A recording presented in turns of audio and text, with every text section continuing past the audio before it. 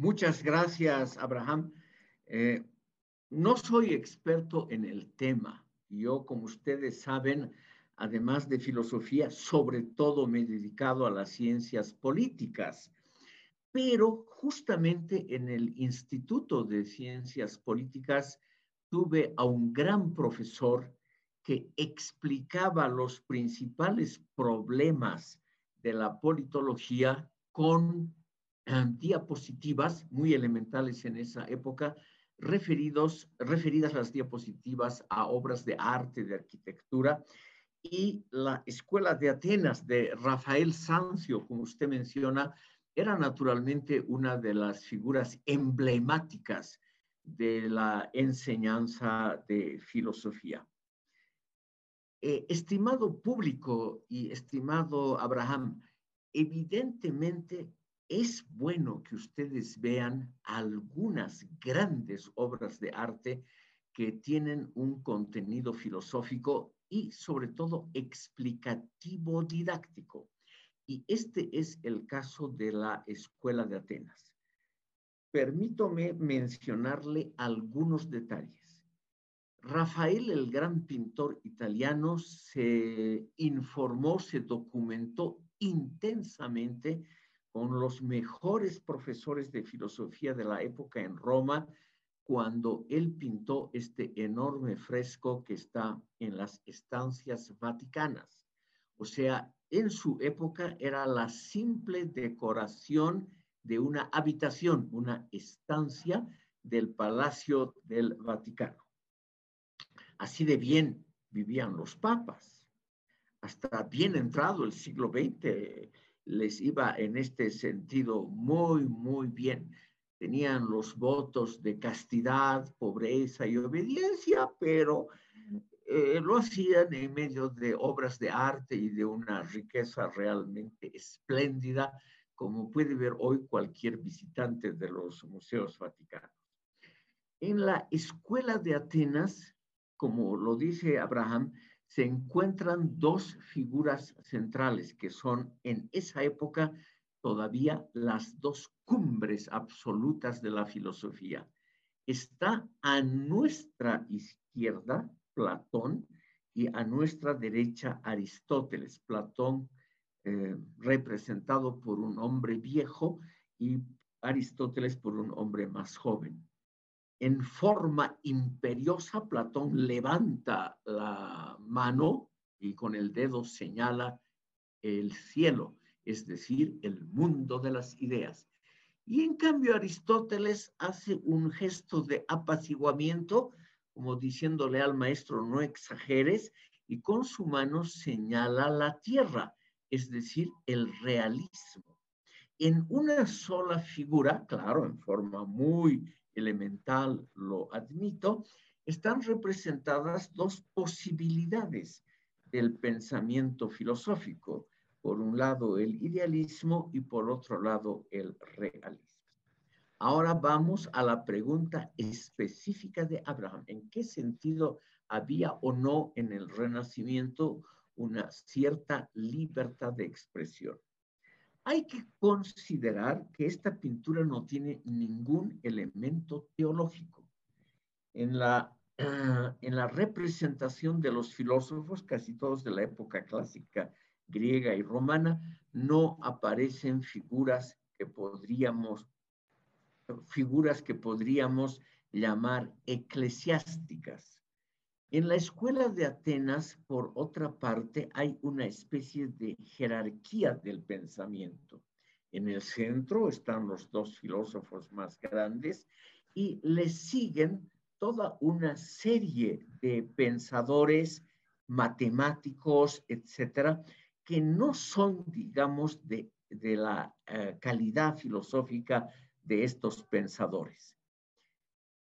Como la vida de Rafael Sanzio está relativamente bien documentada y por otra parte, una de las pocas ventajas de la Iglesia Católica es su amor a la burocracia, sabemos muy bien cómo se le encargaron estos frescos, cuáles fueron las instrucciones que recibió, etc.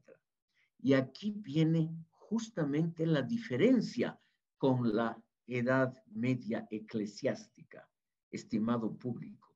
La diferencia muy clara es que no hubo ninguna presión ni instrucción para dedicarse a esta figura o a otra.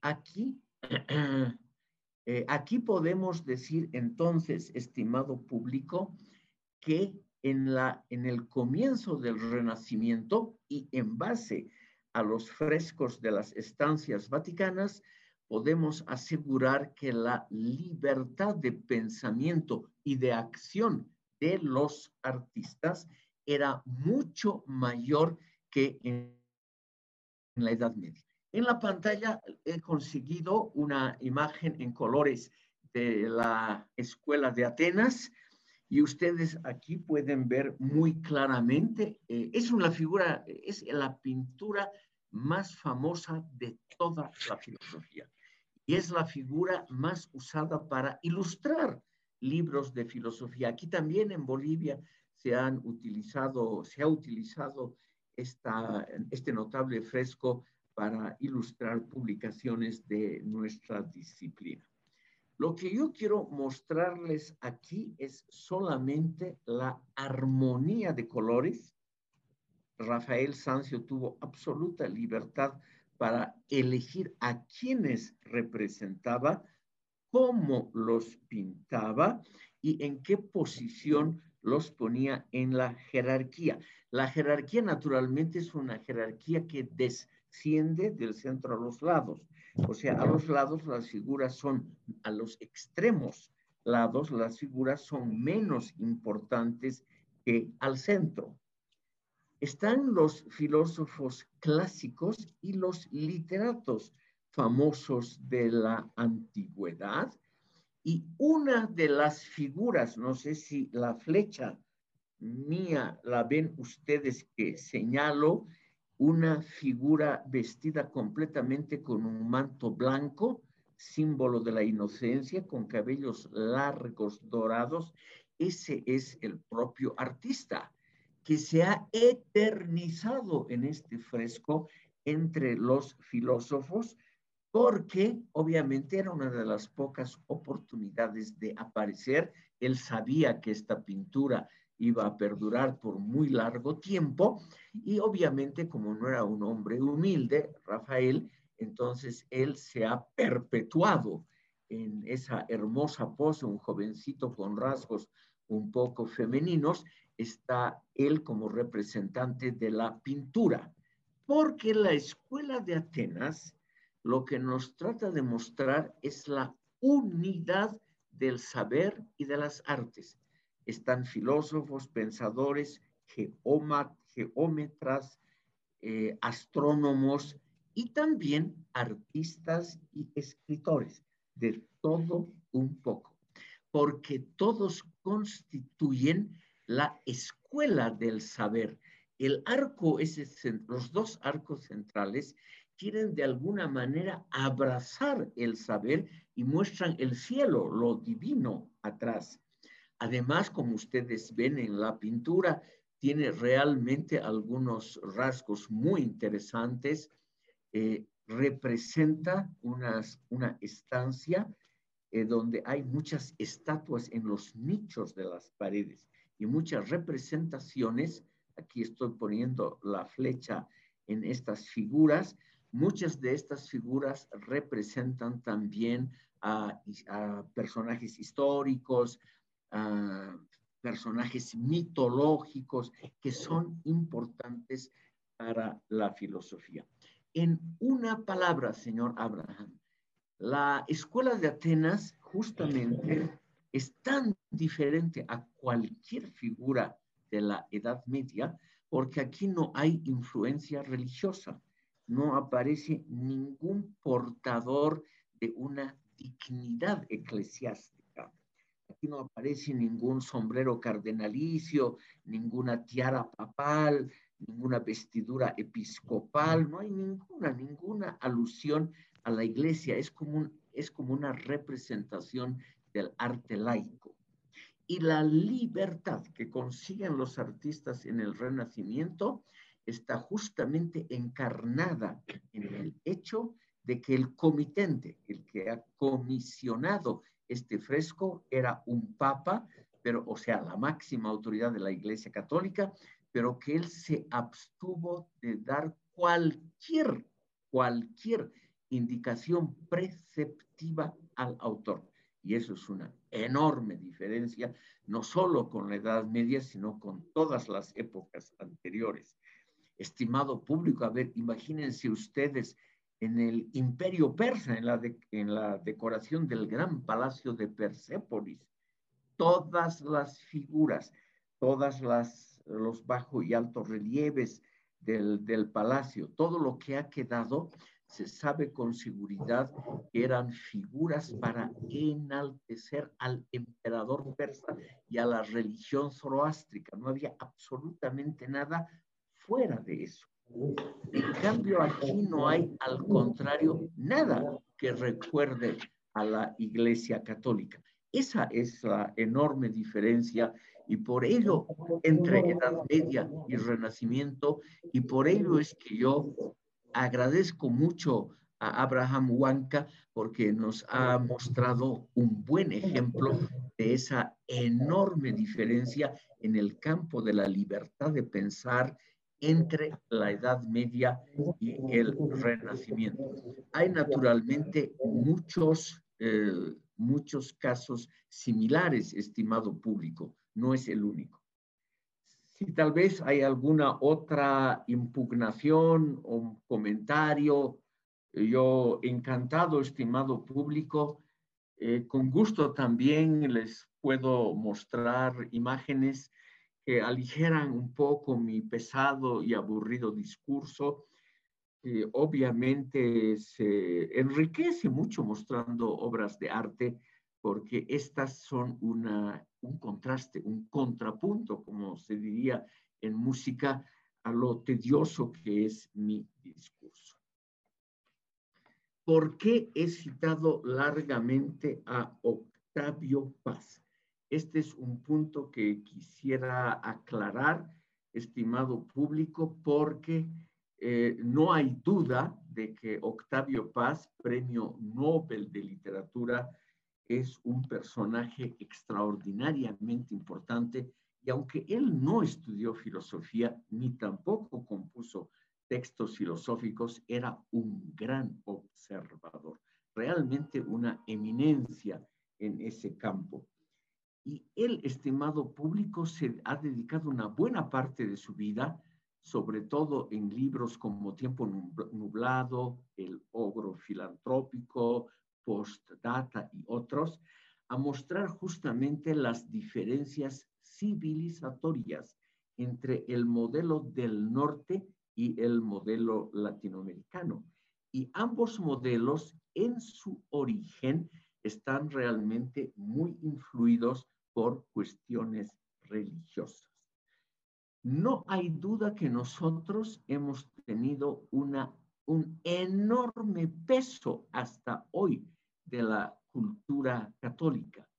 Por ejemplo, yo quiero mostrarles en algunos casos dónde está esa influencia religiosa que se hace sentir hasta hoy en pensadores izquierdistas, en lo que uno pensaría lo más alejado de la religión.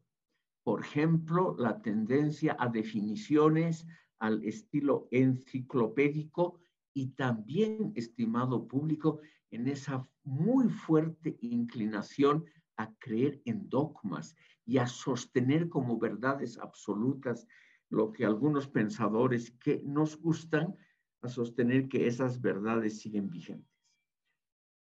Los pensadores marxistas no creen obviamente para nada en la iglesia, pero tienen, y esta es una idea que la tengo de Octavio Paz, tienen con respecto al mundo que ellos aprecian, Marx, Engels o los postmodernistas actuales, o cualquiera que tenga autoridad intelectual, creen que esa es una verdad que tiene que ser comentada, interpretada, pero no puesta en duda. Y yo creo que hay algo similar aquí. Por ejemplo, en el caso de René Zabaleta Mercado. Es un pensador usado, interpretado, releído, todo lo que quieran, pero que realmente se lo ponga en duda es muy raro en este país. Yo me he atrevido a hacerlo en un libro publicado por la editorial Rincón Ediciones y solo he tenido problemas porque me han criticado intensamente de ese atrevimiento de poner en cuestionamiento una de las luces, de las grandes lumbreras que iluminan la atmósfera intelectual latinoamericana. Ese es un sentimiento que yo llamaría proto-religioso. Y eso, estimado público, se fue disolviendo justamente en el Renacimiento, cuando la Reforma Protestante y muchos pensadores, todavía católicos como Erasmo, creyeron que había que acabar con los grandes dogmas. También los dogmas de la propia Iglesia tenían que ser puestos en cuestionamiento. Y ese es un gran avance que lamentablemente nosotros no hemos tenido porque somos herederos de la cultura política católica hispánica. Ese es un gran problema. No soy yo el único que representa esas ideas.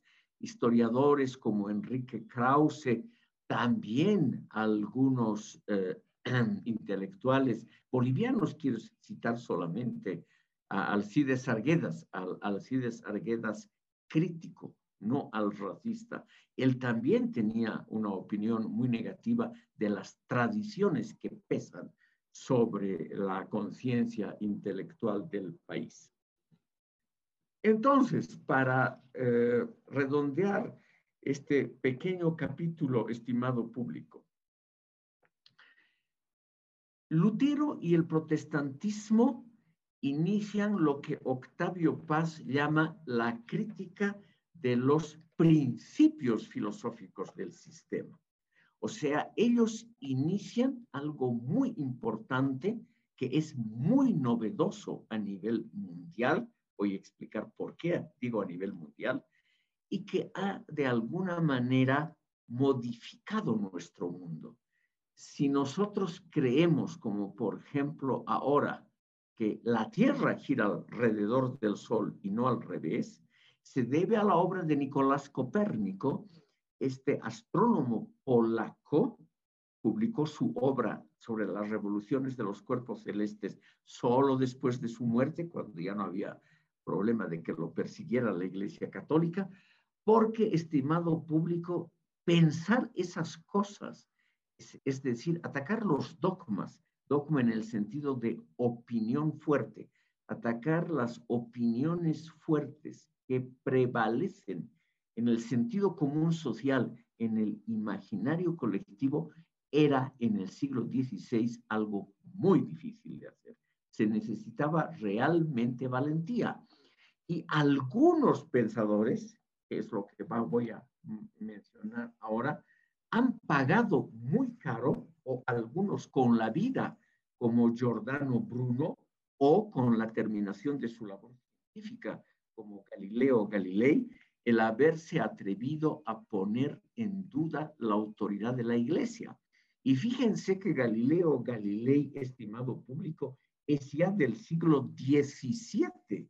Y sin embargo, el estimado público todavía tuvo problemas con la Inquisición católica por haber afirmado que era probable, ni siquiera lo dijo como una verdad absoluta, sino como una probabilidad empírica de que la Tierra giraba alrededor del Sol y que no era el centro del universo. El liberarnos de ese espíritu dogmático ha costado y cuesta mucho. ¿Por qué? Porque, por ejemplo, René Zabaleta Mercado o Karl Marx o Antonio Gramsci o cualquiera de estos pensadores tiene una fama tan grande en América Latina? Porque nos tranquilizamos leyendo a esa gente, conociendo esas verdades últimas. Eso nos da algo que la mente humana adora, que es la certidumbre. Nosotros no podemos vivir, y menos de manera permanente, en la intemperie intelectual. Necesitamos un techo, por más precario que sea. Necesitamos una protección contra las intemperies, contra la lluvia de ideas, contra los truenos de la ciencia, contra los rayos de la filosofía. Necesitamos una protección. Y entonces alguien que nos dice, esta es la teoría válida de la evolución histórica y ahora estamos en una época llamada capitalismo y ningún otro nombre es correcto nada más que ese, y este capitalismo es depredador y este capitalismo es el que nos ha explotado y son los agentes externos aliados al capitalismo internacional los que han causado todos los males del país. Esos dogmas simples, los que acabo de referir en forma caricaturesca, esos dogmas simples, adornados intelectualmente, hasta hoy son predominantes en América Latina y sobre todo en el área andina. Y son predominantes, estimado público, porque justamente ofrecen certidumbres. Una vez que está establecido que vivimos bajo un régimen capitalista, que las maldades de este mundo empezaron en 1492, que los culpables del subdesarrollo tienen nombre y apellido, todo eso nos da seguridad y entonces podemos dedicar nuestros esfuerzos a rellenar los huecos que todavía hay en la investigación, pero no a crear un andamiaje teórico nuevo. Eso es lo que aquí falta. Entonces, lo que sin querer, produjo Lutero y Erasmo y toda esa gente del Renacimiento, sin imaginarse que iban a tener una influencia tan grande en la posteridad, es crear los elementos de la duda sistemática como único principio que debe regir en la ciencia, en el pensamiento y en la filosofía. El cuestionamiento permanente de verdades, no el tratar de salvar los saberes ancestrales, no el intento de darles nuevo lustre a los pensadores que nos gustan como Zabaleta Mercado, sino el cuestionar esas verdades que nos brindan seguridad, certidumbre, certeza anímica, todo eso tan apreciado. En cambio, cuando Lutero dice, el hombre está solo delante de Dios, él solo tiene que juzgarse, él tiene que hacer un examen de conciencia cada día. Él tiene que criticarse duramente a él mismo. El ser humano tiene que hacerlo eso, sin esperar ninguna ayuda, ni de la iglesia, ni ninguna autoridad. Él, sin quererlo, está estableciendo los parámetros de la modernidad. Entonces, estamos ahora en el punto central. Yo en este aspecto sigo al sociólogo Max Weber, de quien Karl Jaspers dijo que era uno de los mayores filósofos de los tiempos actuales.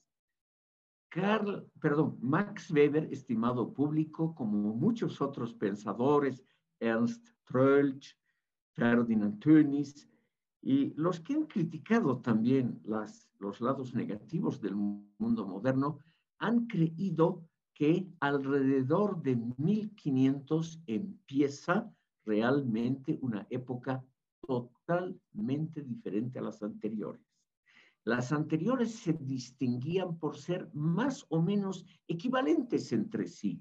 La pobreza permanente, la posición privilegiada de las élites, el bajo rendimiento económico, la importancia no total otorgada a la agricultura y a las labores primarias, la relevancia de los lazos primarios en los nexos humanos. Todo eso no había cambiado desde la prehistoria. todo eso había seguido más o menos igual. En cambio, con la modernidad viene un mundo basado en el urbanismo, el comienzo de la industrialización, el mundo regido por principios tecnológicos y científicos, es decir, viene algo realmente diferente. El ser humano por primera vez puede domeñar a la naturaleza. Por medio de la ciencia recién puede construir grandes represas, puede aprovechar fuerzas hasta entonces desconocidas como la electricidad, estimado público. Realmente es un mundo muy, muy diferente a todos los milenios anteriores. Esa época moderna que empieza alrededor de 1500, justamente porque era extraordinariamente novedosa, es que no ha habido un filósofo importante que dé cuenta de esas enormes novedades, sino pequeños elementos de uno y otro lado. Quiero mencionar brevemente a dos de ellos, que yo creo que tienen rango filosófico, aunque han sido más bien escritores políticos. Pero no hay duda de la importancia de ellos en la famosa, por lo menos en el ámbito alemán, en la famosa historia de la filosofía de Karl Vorländer, Maquiavelo, Nicolás Maquiavelo y Tomás Moro son los que tienen realmente rango filosófico, es decir, este autor Vorländer, cuya obra ya está traducida al español, él es el que atribuye por la originalidad del pensamiento un carácter realmente filosófico a estos dos pensadores políticos. Lo esencial sobre Maquiavelo, ustedes ya lo saben, y creo haberlo dicho en esta misma sesión, él es el que descubre la autonomía de las diferentes ocupaciones alemanas y las limitaciones de la religión y la moral para tratar de inmiscuirse en otros quehaceres sociales. Él es el que establece que la política es autónoma, o sea, que la religión y la moral no pueden prescribir pautas de comportamiento ni metas normativas para la ocupación política. Maquiavelo es también un genio al descubrir que la política se rige por un criterio técnico, no por el criterio moral o filosófico del bien común, de tratar de que la población viva mejor. Nada de eso. Él dice, la política se rige por el criterio técnico de la eficacia y no por criterios morales, humanistas, religiosos, ni de cualquier otro tipo. Siempre ha sido así, pero alguien tenía que tener la valentía de decirlo y de escribirlo y de sistematizarlo. Y esa ha sido la originalidad de Maquiavelo y por qué aquí, al comienzo de la modernidad, es que tiene un sitial de honor, estimado público, porque esa idea de mostrarnos la pluralidad de los sistemas de valores, sistemas que no pueden ser reducidos a una sola doctrina religiosa o ética, es naturalmente un rasgo de genialidad de la cual el propio Maquiavelo no era consciente. O sea, él no supo hasta su muerte que él iba a ser en el fondo y en la posteridad reverenciado como una especie de proto-filósofo, de pensador importante en los márgenes de la filosofía. Él creyó equivocadamente que él iba a ganar fama como político o como historiador en el peor de los casos, pero nunca se imaginó que él iba a aparecer en los libros de filosofía. Él dice, contrariamente a Santo Tomás de Aquino y a Aristóteles, es decir, a los dos máximos representantes de la época clásica y de la Edad Media, él dice que la política no es y no debe ser la continuación de la ética. Y él ahí, estimado público, establece un principio que yo no lo comparto, pero admito su enorme importancia en el mundo moderno.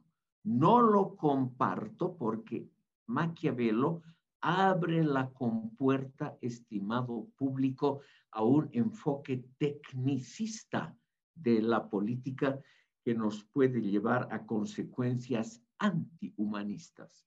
Porque de su libro se deduce muy claramente que el principio rector es el fin justifica los medios.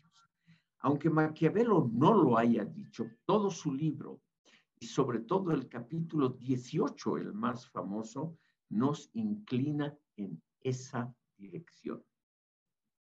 Es una dirección moderna el considerar que la política es una actividad que debe medirse por los criterios de eficacia, o sea, por los criterios de la razón instrumental y no por los criterios de la razón humanista.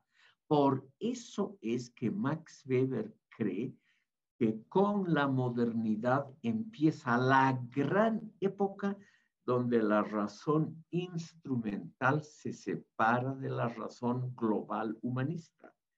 Y esa razón instrumental, lamentablemente, enfatizo y subrayo este adverbio, lamentablemente conlleva efectos perversos para la conformación de una sociedad razonable, porque solamente se miden esos efectos técnicamente razonables y no los resultados que pueden derivarse de una visión humanista.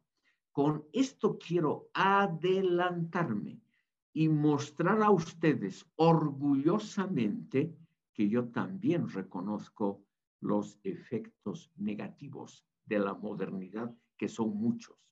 Pero como vivimos en el mundo moderno, todos los días nos movemos bajo los parámetros de la modernidad, tenemos que conocerlos.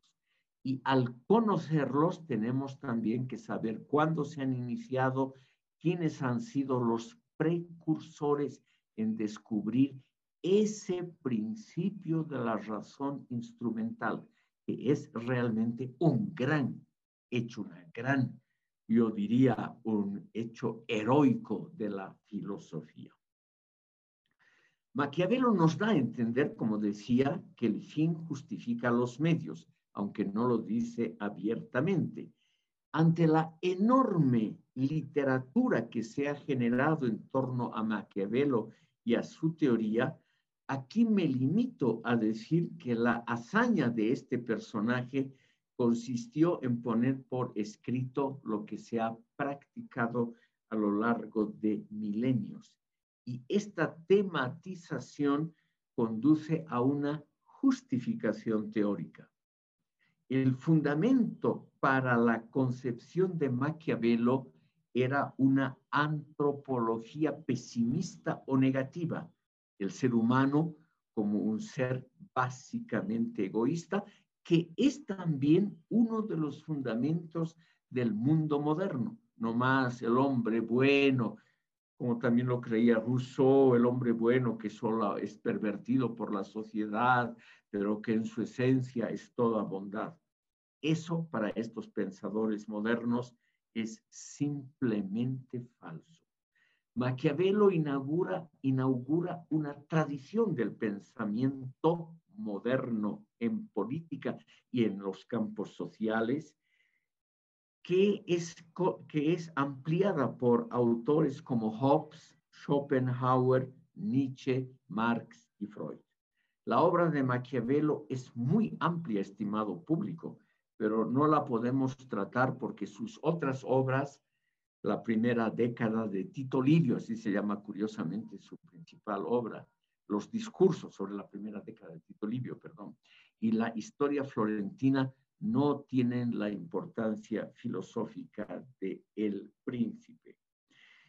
Él tenía, obviamente, como todo ser humano, varias facetas, y solamente para no cometer una injusticia, es que menciono en un minuto o menos los lados también positivos de Maquiavelo.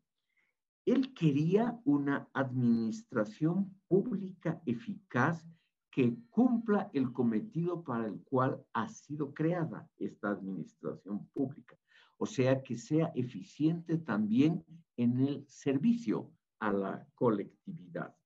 También quería la creación de un Estado nacional italiano que no esté bajo la dependencia político-institucional del papado. O sea, quería un Estado moderno, un Estado nacional italiano que no tenga nada que ver con el papado y sus intereses. Por eso es, estimado público, que él puede ser realmente considerado a comienzos del siglo XVI como uno de los precursores de la filosofía política de la modernidad. Por las dudas, Maquiavelo vivió entre 1469 y 1527. Es un hombre que tuvo mucha mala suerte. Su participación pública en puestos muy importantes de la República Florentina duró muy pocos años y la mayor parte de su vida la pasó confinado en su pequeña propiedad agraria, donde él lo único que podía hacer es recordar prácticamente lo que había experimentado como alto funcionario público y leer unos pocos libros, los pocos libros que él logró salvar en esa su estancia rural. Por lo demás, una vida realmente monótona y aburrida. Es por ello que Maquiavelo tenía una costumbre muy interesante que yo obviamente no recomiendo a ustedes. Cuando terminaba la jornada laboral de administrar su pequeña propiedad agraria, cuando había vendido pollos y gallinas, huevos y lechugas a los posibles compradores y cuando había jugado una mano de tric-trac con sus copropietarios, él se ponía sus vestiduras de gala, las que había conservado de su época como primer secretario de la República Florentina.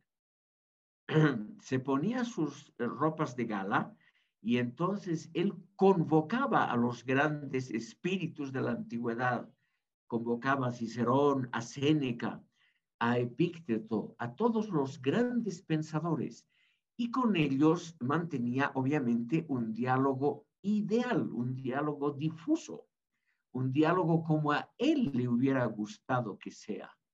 Pero hay que ver esa actitud de respeto a los grandes pensadores, a los cuales, como Aristóteles, Maquiavelo se complacía en resistir, en negar sus puntos de vista, en contradecir.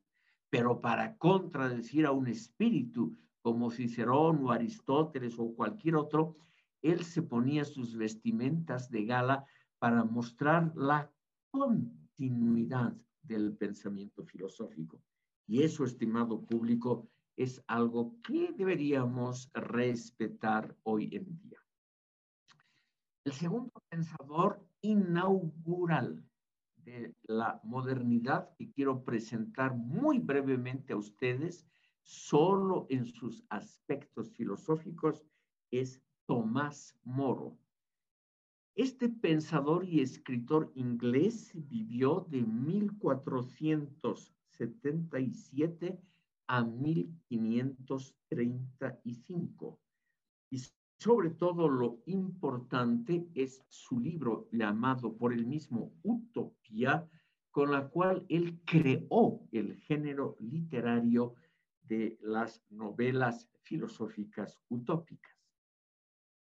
Él se llamaba Sir Thomas More, fue un importante funcionario público, llegó a ser Lord Canciller de Inglaterra, el puesto más alto después del rey.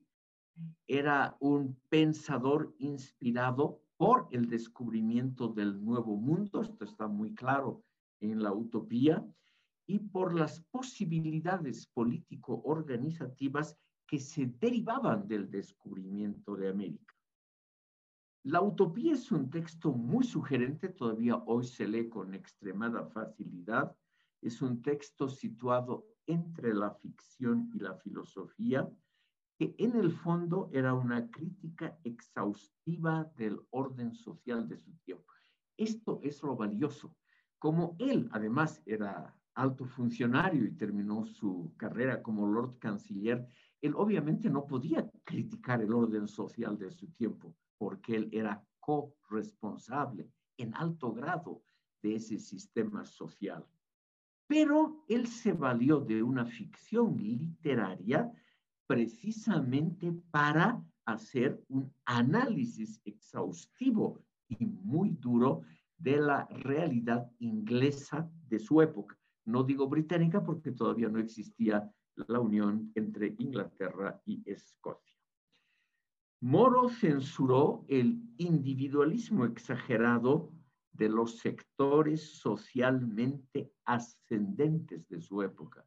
O sea, él, un visionario, se anticipó a lo que sería la burguesía en función gubernamental. Él criticó los lados negativos de la modernidad que surgían.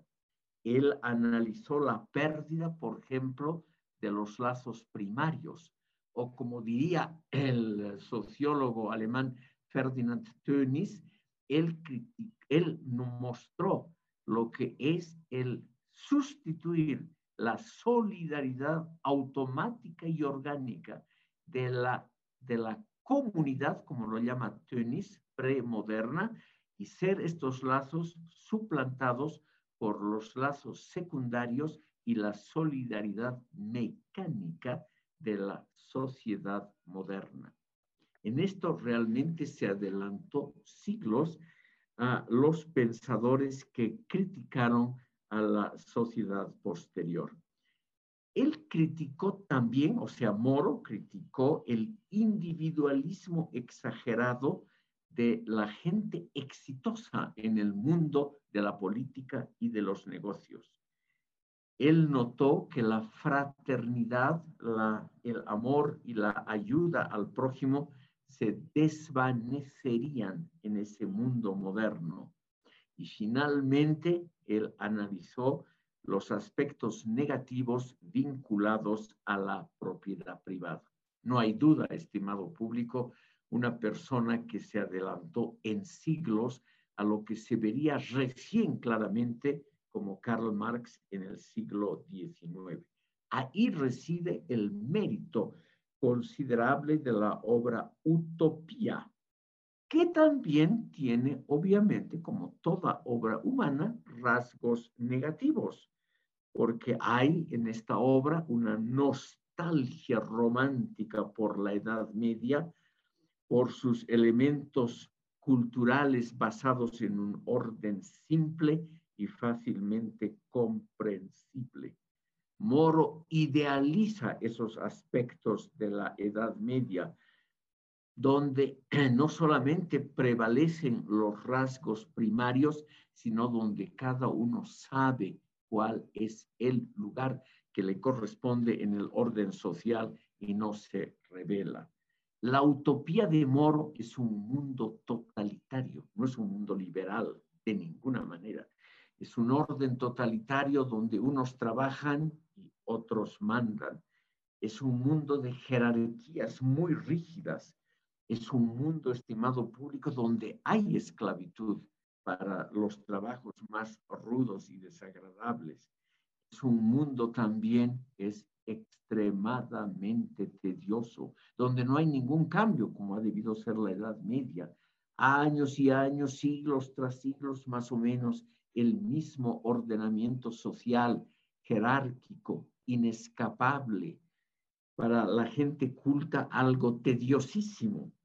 Y ese mundo también está lamentablemente pintado como lo aceptable de una utopía del futuro. Entonces, el estimado público, el Moro, combina la propiedad comunal que él prescribe para la utopía, la propiedad comunal sobre los medios de producción, con el predominio de una jerarquía muy severa.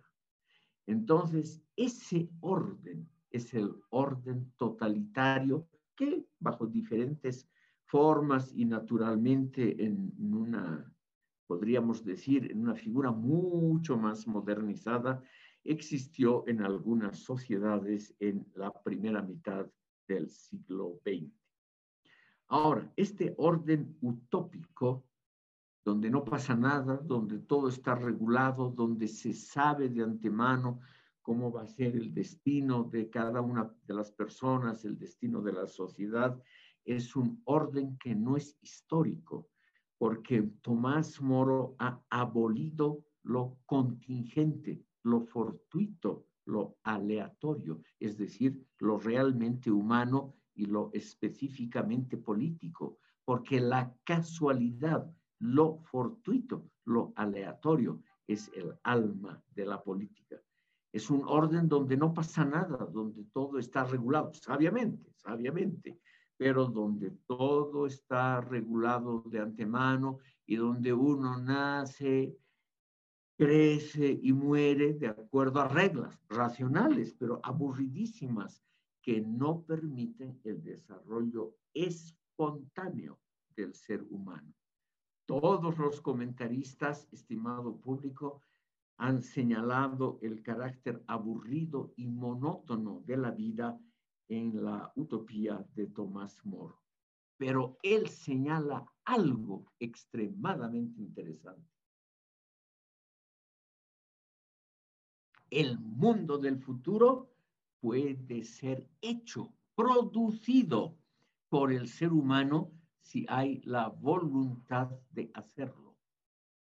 Entonces, él inaugura, estimado público, un orden de pensamiento donde la factibilidad del destino puede ser producida, donde se puede crear un mundo teniendo las ideas adecuadas. Y esas ideas naturalmente las tiene solo la clase pensante, la élite intelectual que dirige la utopía. Ese es un elemento que se repite en casi todas las utopías.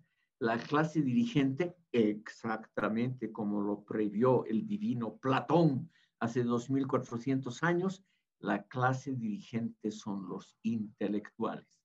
No es una aristocracia hereditaria, sino una meritocracia basada en el nivel intelectual de aquellos que deben gobernar. Obviamente que todos los pensadores socialistas han tenido una opinión relativamente favorable de Tomás Moro.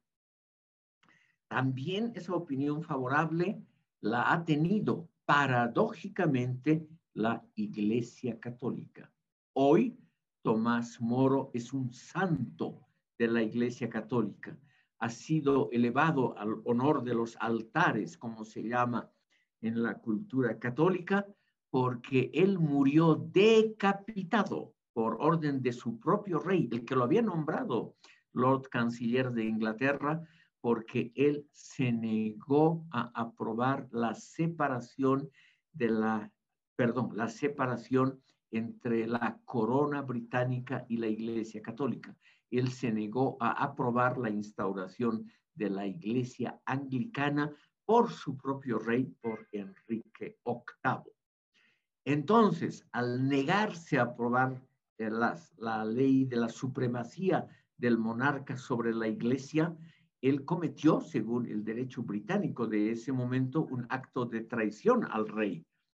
Por ello fue tomado preso y decapitado, pero eso le ha valido que él ahora es uno de los santos de la Iglesia y junto con Thomas Becket, curiosamente los dos en una posición similar.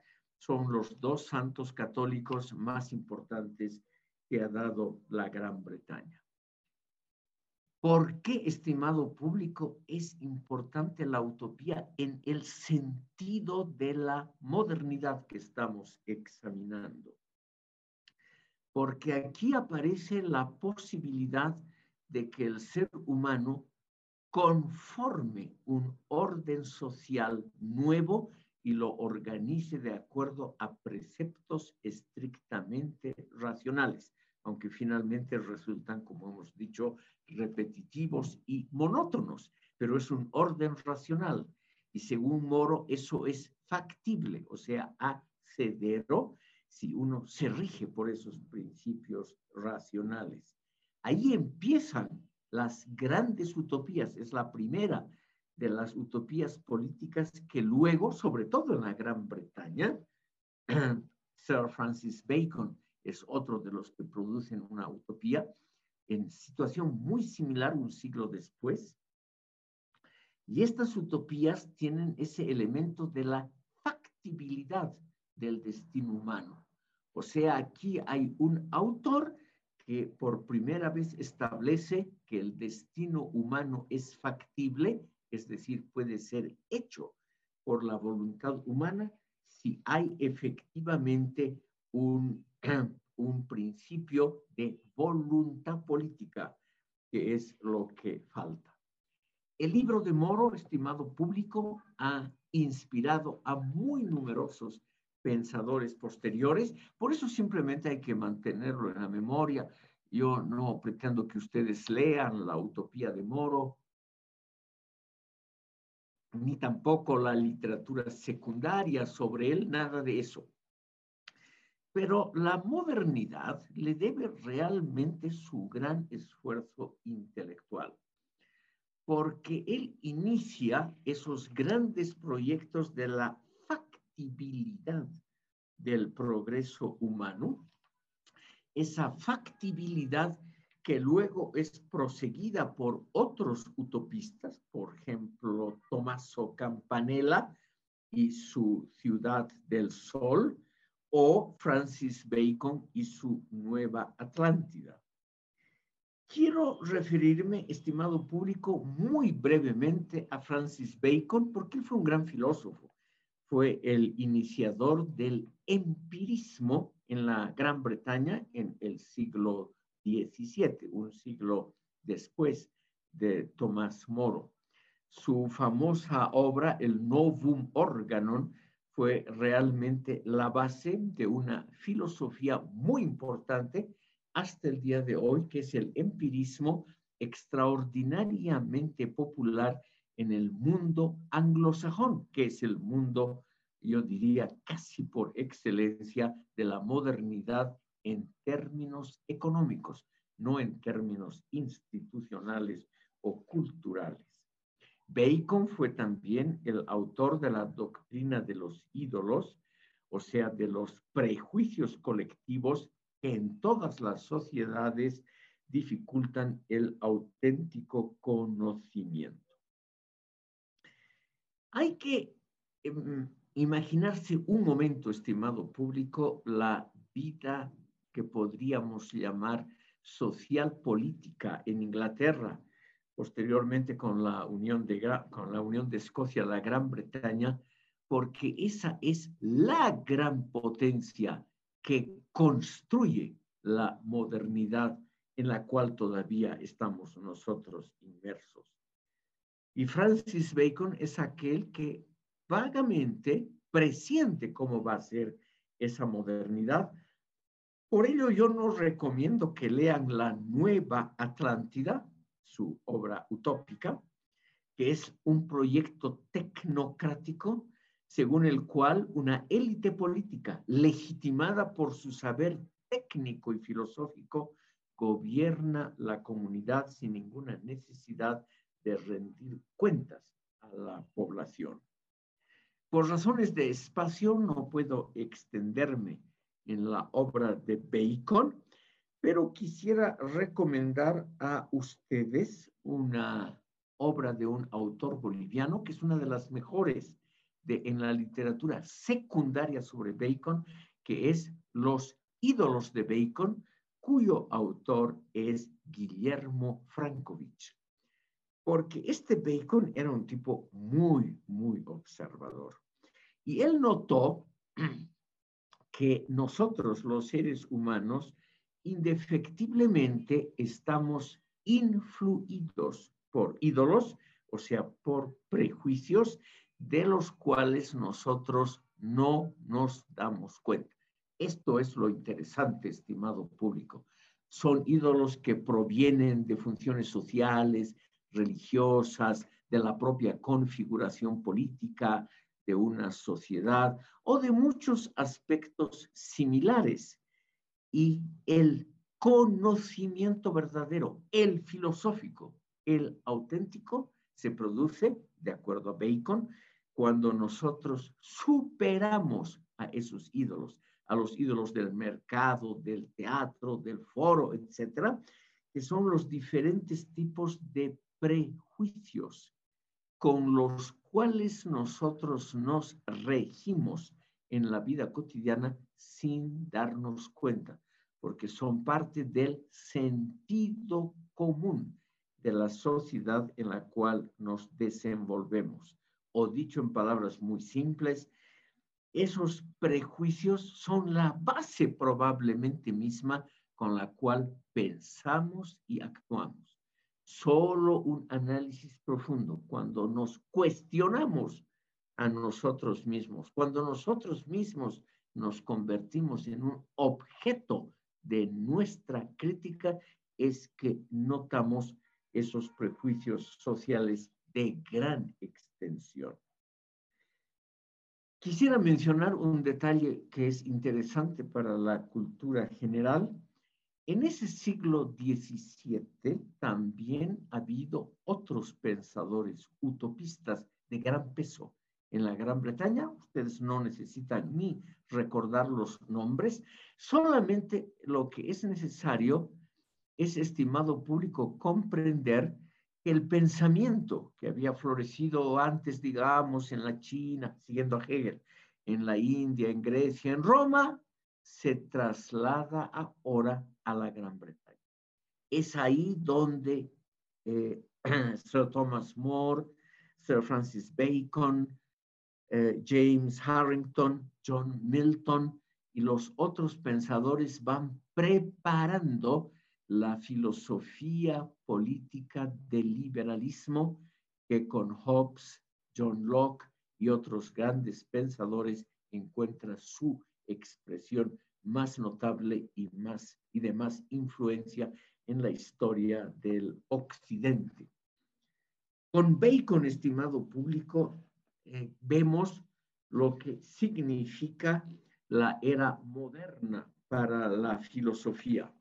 Él mismo nos dice las disciplinas clásicas de la filosofía, la ontología, la metafísica, etcétera, son desplazadas del centro de la atención, y ese centro es ocupado ahora por la cuestión de los métodos, por la gnoseología para conocer adecuadamente. El conocer el mundo, el investigar de acuerdo a métodos científicos, es decir, el nacimiento de la ciencia moderna basada en la investigación, es lo que Bacon ha significado para el mundo actual. Quiero citar lo que un gran filósofo, Manuel García Morente, está, estimado público, en la bibliografía que les he alcanzado, porque evidentemente su libro, Lecciones Preliminares de Filosofía, es una muy buena introducción al tema de este modesto curso. Dice a la letra García Morente, cito: de manera que la característica del pensamiento moderno es que antes de plantearse el problema metafísico, se plantea otro problema previo, el problema de cómo evitar el error, el problema del método que hay que descubrir para aplicarlo de suerte que no se cometan errores ulteriores. Fin de la cita. Yo diría, estimado público, que el empirismo va ganando en importancia enorme no solamente en la modernidad, sino clásica, sino hasta hoy.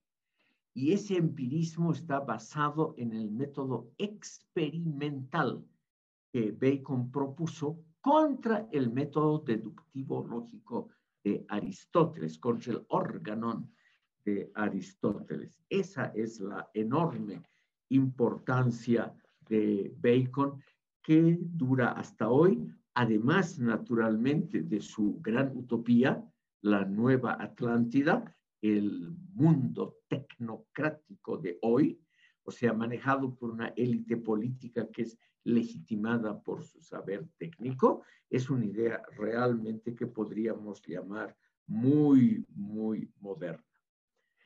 Aparte de esto, Francis Bacon también fue político, también fue Lord Canciller de Inglaterra y también, estimado público, fue destituido. Como ya había pasado un siglo, ya no fue condenado a muerte y decapitado, pero tuvo que irse de la escena pública porque fue acusado de algo que rara vez ocurre a los filósofos, por lo menos que yo sepa, es el único caso. Fue destituido por corrupción probada, es decir, por haber aligerado el erario público en favor de su bolsillo privado. Y lo hizo naturalmente en cantidades exorbitantes. En esa época, una época ya muy, muy corrupta, realmente llamaron la atención por la cantidad de caudales públicos desfalcados por el gran filósofo. De aquí se deriva una sola consecuencia. La filosofía, estimado público, no nos vacuna contra enfermedades sociales como la corrupción. Acercándonos a las 6 de la tarde, quiero preguntar si hay alguna impugnación, algún comentario o algo así. Si no es el caso, entonces pasaremos muy rápidamente a ver en forma realmente muy somera cuáles han sido otros pensadores que podemos atribuir a ese periodo de la modernidad incipiente. Esa modernidad se ha extendido primero en la Gran Bretaña. Y aquí quiero mencionar un hecho tal vez poco conocido, pero importante en el campo muy vago que podríamos llamar la cultura general. Nosotros asociamos hoy la Gran Bretaña con un régimen monárquico, tradicionalista, muy conservador. Cuando pensamos en la Gran Bretaña, pensamos en un universo que no ha cambiado gran cosa en el transcurso de los siglos y al cual le faltaría evidentemente una revolución republicana o algo similar. Y eso, estimado público, no es del todo verdad. Justamente en ese siglo, en las décadas posteriores a Francis Bacon, la Gran Bretaña sufrió una guerra civil excepcionalmente dura, donde se enfrentaron el Parlamento, que estaba dominado por las clases medias burguesas, contra la monarquía, que estaba apoyada por la aristocracia feudal de la isla. Y en una primera etapa, justamente la parte más sangrienta, que duró 11 años de guerra civil, el Parlamento ganó la guerra civil, destituyó al rey, proclamó la república, que duraría solo 11 años, y decapitó al rey, lo cual realmente fue algo único y yo diría de importancia paradigmática para el posterior desarrollo político de Europa, porque fue la primera vez que un soberano fue decapitado después de un juicio público. Muchos monarcas han sido asesinados en la historia de la humanidad. Antes era uno de los métodos más usuales de sucesión en el puesto más alto del gobierno. Por ejemplo, un ejemplo que va a doler a algunos de ustedes, pero que lo quiero mencionar aquí, es el siguiente. El gran profeta Mahoma logró reunir bajo su mando a toda la península arábiga e inició esa gigantesca expansión islámica que en muy pocos años conquistó desde España hasta la India. Pero no estableció un orden de sucesión. Y entonces los califas, o sea, califa significa sucesor. Los sucesores inmediatos de Mahoma fueron asesinados. No había un sistema para una sucesión legal ordenada en el puesto más alto del imperio. Y lo clásico, el asesinato del gobernante, fue lo usual. Pero en la Gran Bretaña no fue asesinato, fue un ajusticiamiento después de un juicio público. Y el rey Carlos I fue decapitado en público. Y esto significó la dilución del respeto que se tenía por las testas, por las cabezas coronadas. Porque realmente el que un rey haya sido depuesto por su parlamento, juzgado, no fue torturado, sino simplemente le cortaron la cabeza, naturalmente significó un golpe a la autoridad absolutista y el principio de un sistema de gobierno mucho más democrático y liberal. Esa guerra civil terminó muy mal en la Gran Bretaña porque el sucesor de Cromwell al mando de la República, su hijo, no pudo mantenerse en el poder y vino la restauración monárquica, pero con un compromiso. Se restablecía la corona, pero el primer ministro era una autoridad totalmente dependiente del favor parlamentario. Entonces fue un típico compromiso pragmático, muy usual en el mundo británico hasta hoy, la restauración de la monarquía y simultáneamente la introducción del régimen parlamentario de gobierno. Yo simplemente quiero decirles que esta modernidad que se inicia, como ustedes ven, muy paulatinamente, un rey tiene que ser decapitado para que la opinión pública comprenda las bondades del régimen parlamentario. Es decir, este paso de la tradicionalidad medieval a la modernidad actual es un paso extremadamente lento, también en el campo del pensamiento. Y solamente tenemos que mencionar, como les dije, que no ha habido un gran filósofo de la talla de Kant, Hegel, Platón o Aristóteles que nos haya examinado críticamente esa situación para nosotros y que podamos leerlo en la actualidad. Si no, son todos pensadores muy modestos, filosóficamente hablando, como Martín Lutero en el campo protestante, en el mismo campo Philip Melanchthon. Nos podemos ahorrar toda su doctrina porque no es importante para nosotros. También están, estimado público, algunos humanistas de segunda categoría, como por ejemplo los españoles Ludovico Vives, Francisco Sánchez, la Escuela Escolástica de Coimbra en Portugal, la Escuela Española del Derecho Público Internacional, el gran pensador holandés Hugo Grocio, que es el padre del derecho internacional público, pero todos ellos, estimado público, no tienen de ninguna manera la calidad de un pensador como los grandes que he citado posteriormente. Y por lo tanto podemos cerrar este pequeño acápite dedicado al renacimiento filosófico, mencionando que el renacimiento prepara solamente la posterior incursión del racionalismo.